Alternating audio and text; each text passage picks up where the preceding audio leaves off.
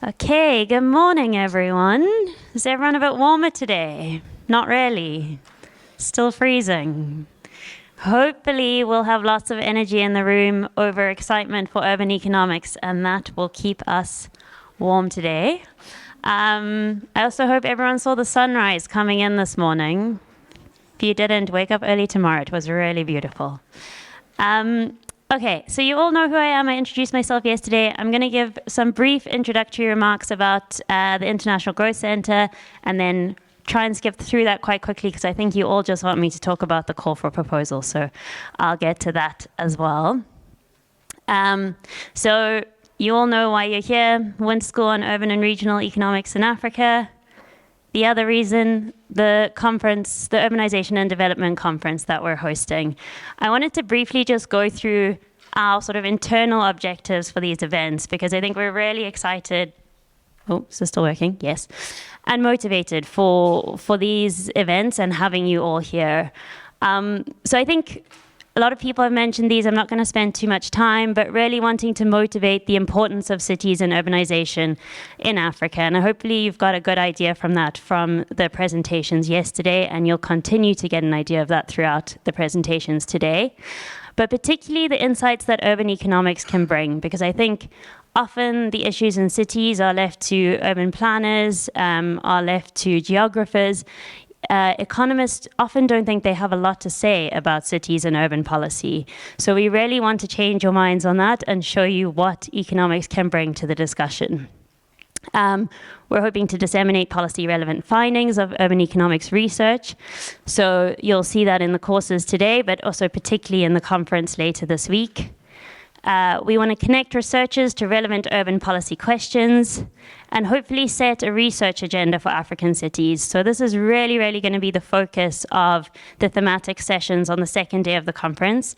We're really hoping all of you are going to participate actively in those sessions, helping us think about questions that we really need to answer to make better policy decisions in cities.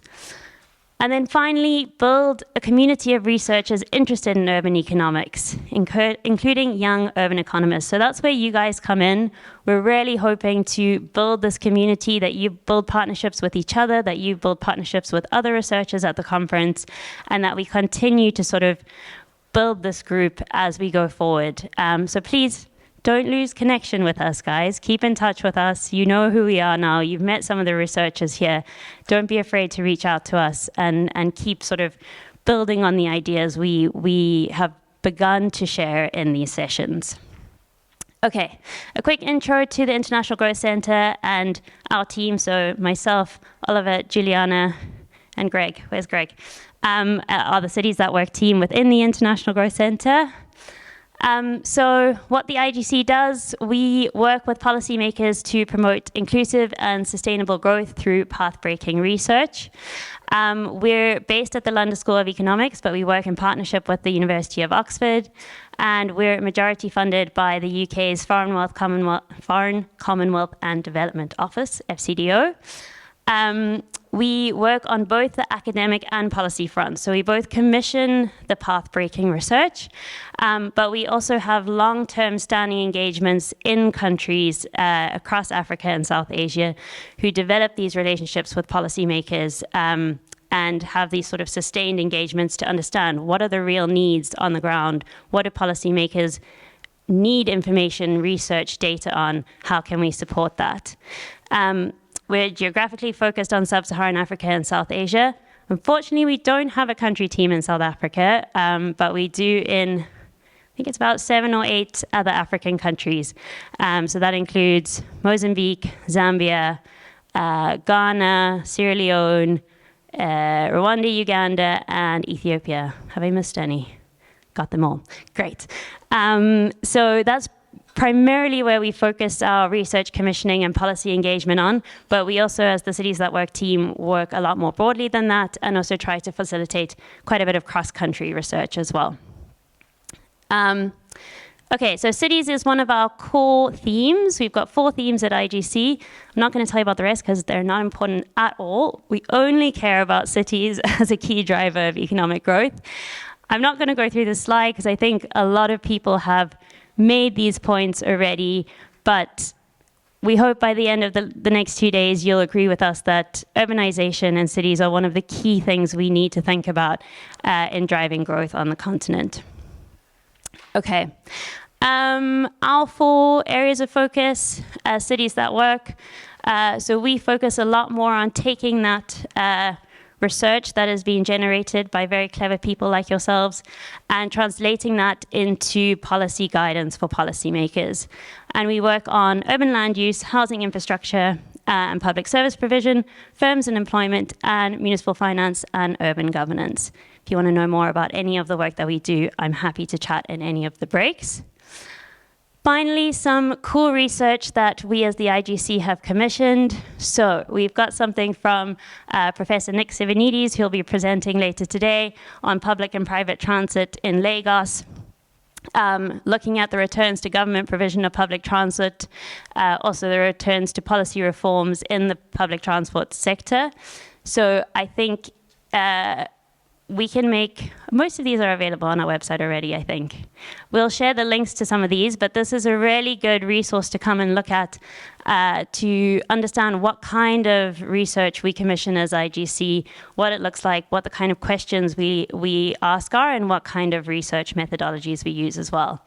The second one is by Professor Gabriel Kreindler, who's going to be speaking to you this morning, looking at reducing the slack in informal transit, the impact of temporary subsidies on urban mobility. We've got a paper on electricity subsidy reform, particularly in Cape Town. What are the social, environmental, and political costs of removing residential electricity subsidies? That's by Professor Jack, who will also be speaking to you later this afternoon. And we've got a paper on sewers and slums in developing world cities. This is a paper by Professor Matt Turner, who's also going to be speaking to you this afternoon. Some more, I'm not going to go through all of these in detail because I want to get to the exciting part of the call for papers, but I would like to just highlight the last one here. You can see the effects of incentive structures on driver behavior and urban road safety, evidence from minibuses in Addis Ababa. And there is someone in this room who's actually a co-author on that paper. Dr. Tsecha has actually been actively involved in the generation of this project. So just to say, all of you can be a part of the projects that we're commissioning at IGC. Okay, call for proposals. So I'm going to give you a bit of a, you've seen this slide. I'm not going to go through it in too much detail. I'm going to give you a bit of an overview of what the funding can include and the process for applying. But I do want to say we're going to send much more detailed guidance in writing after the conference is over. So I'm happy to answer any questions, but please know that we're not going to leave you in the dark. We're going to give you very detailed guidance after the conference is over. So allowable costs for the call for proposals. Researcher fees, we've got an IGC pay matrix that tells you what the sort of cap on those fees are depending on your level of qualification. So there's very sort of clear guidelines on what you can sort of charge in terms of researcher fees, research assistance fees as well. Data purchase costs, so any data that you might need to access that has a cost to acquire it, we're happy to cover that. Survey data collection costs, travel for dissemination or travel for collecting data if you're going to another country to collect that data as well. Accommodation, expenses while you're traveling as well. Communications and marketing of that research, any technology or research equipment that you need to purchase, and any training costs for policy and dissemination as well. So keep those in mind. If you have any questions, we'll be happy to answer that as well. I see people taking photos, so I'll leave it up for a second. And then just to say this is commissioned through our small projects facility, so there's a lot of information on that on our website already that you can go and have a look at. But to apply, basically the basic information you'll need, but this will all be in a beautiful online form that you can fill in, will be your research question, the data requirements for your project, an overview of the project, research methodology you'll be using, the project team, and the budget. So we do require quite a bit of information. And the deadline is going to probably be around the end of August. So you will have quite a bit of time to sort of develop this out and think through it in a bit more detail. If you do have any questions, please come to someone in the team. Oliver, who's sitting over here, I'm sure you will have met him, is going to be leading the charge on this. So you should either take him lots of sweets to hope he says yes to the proposals, or ask him questions that you have.